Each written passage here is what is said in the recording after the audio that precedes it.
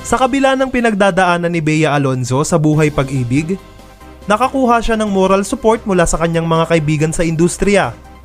Shinare ni Angel Locsin sa kanyang Instagram story ang larawan kasama sina Bea, Angelica Panganiban, Paulo Avellino, JC De Vera, Bella Padilla, EJ Falcon, Ivana Alawi at Ketchup Eusebio.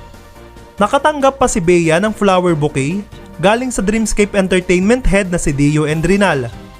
Ayon kay Angel, ang pagsasama-sama daw nila ay para kay Bea.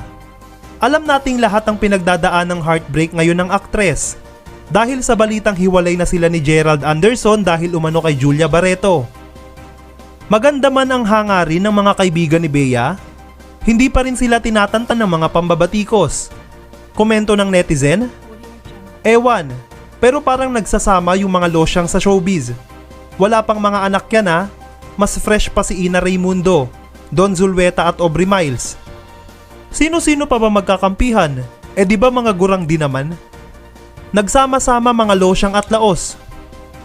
Anong masasabi nyo sa mga bumabatikos sa ginawang pagsuporta ng mga kaibigan ni Bea? Put your comments below. And don't forget to subscribe for more videos.